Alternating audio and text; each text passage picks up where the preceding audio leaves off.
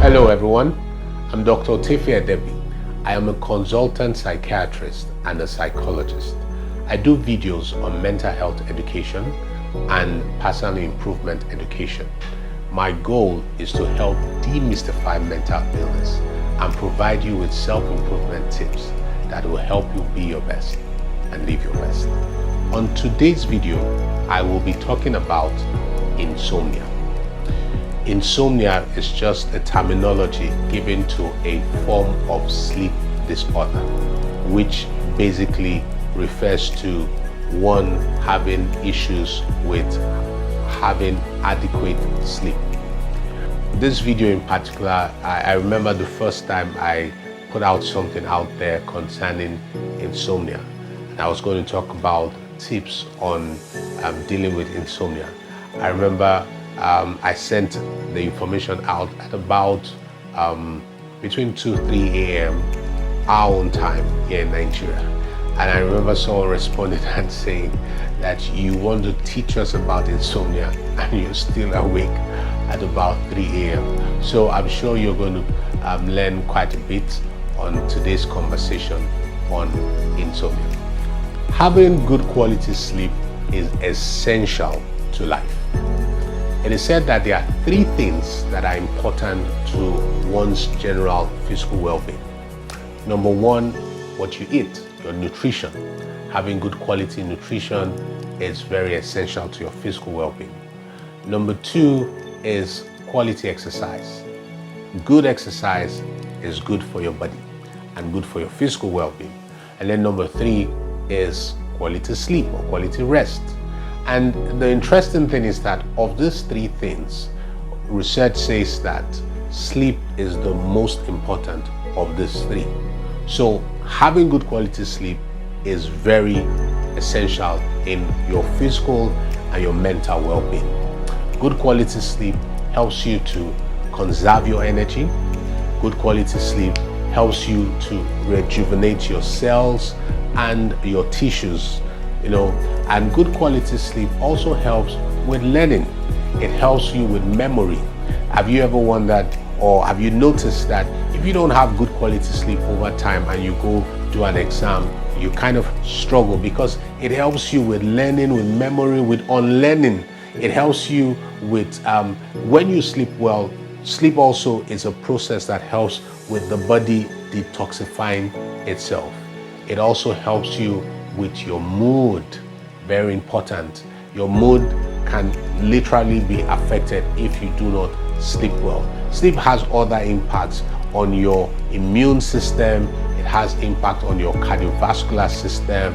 It has impact on something called the neuroendocrine system, which serves for the general homeostasis, which is the general stability of the internal workings of the body. So you will notice when you don't have good quality sleep, your blood pressure may be affected. So sleep is quite important. Now, when we talk about insomnia is relatively common. It is said to affect about 30% of adult population, that's people above the age of 20, 21.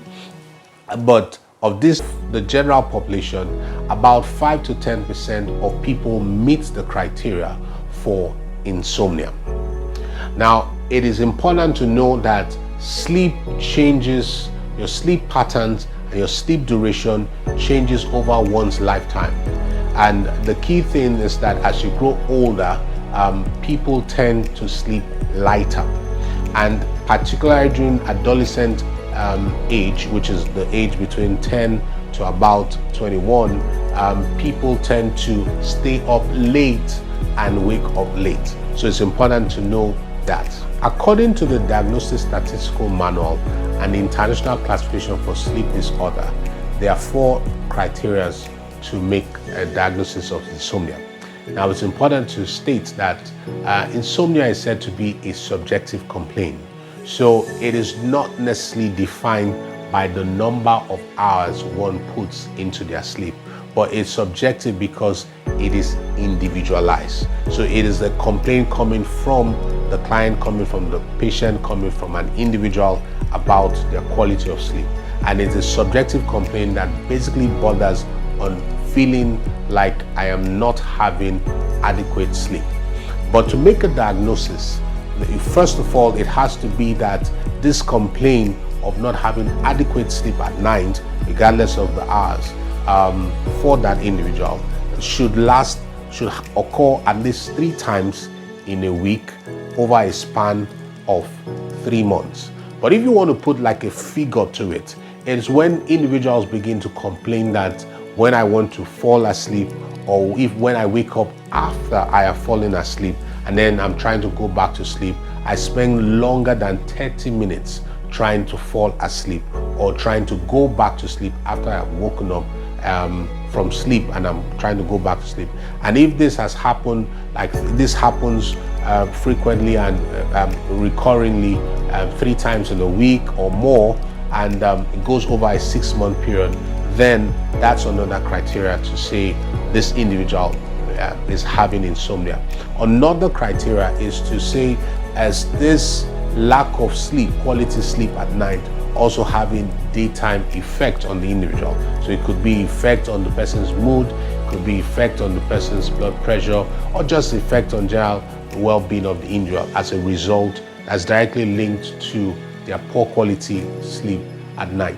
And then the final thing is that this condition should not be a direct result of a physical or a mental health condition. Yes, quite often people with insomnia may have a co-occurring situation, physical or mental, but we're saying for insomnia, we're saying that it's not really that you can say it's a direct cause. So for instance, people with a condition like bipolar affective disorder tend not to sleep well at night.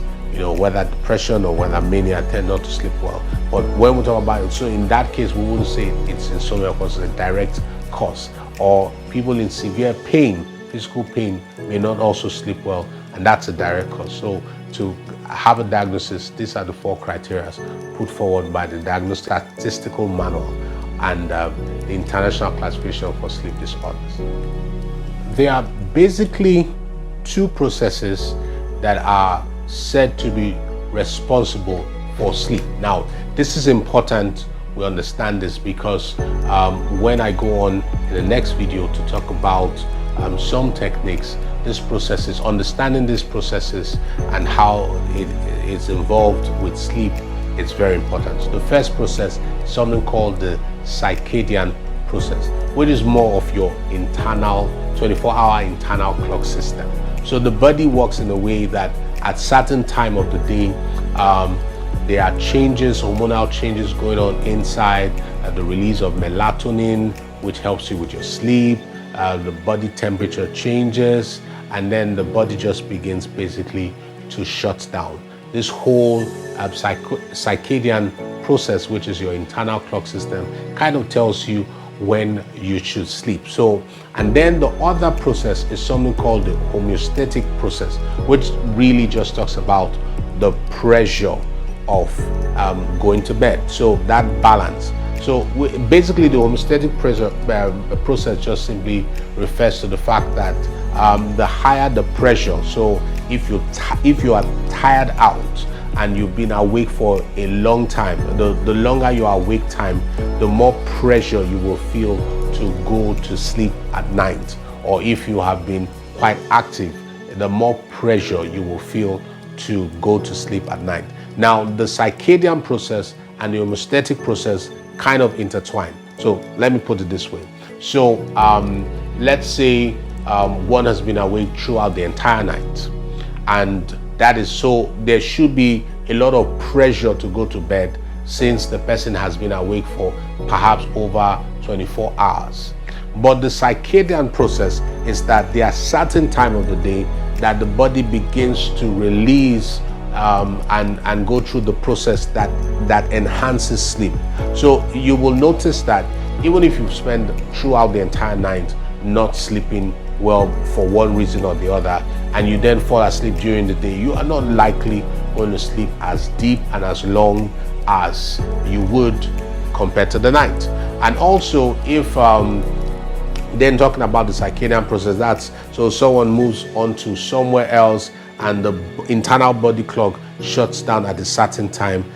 It explains the whole jet lag thing. You move from one country to another, at a certain time you start feeling sleepy because your internal process shuts down at a certain time. So these two processes, the homeostatic process and the circadian process, kind of work together to help improve your sleep. And when you understand this, it will help you and help your therapist and help the GP and help your provider to be able to assist you with improving your challenge with sleep. I hope this has been helpful. In the next video, I will take it a step further and talk about some techniques that will be helpful in dealing with insomnia. Just in case you have not already subscribed to our YouTube channel, please do so. That way you don't get to miss out on any of our weekly videos on mental health and self-improvement tips. Thank you so much.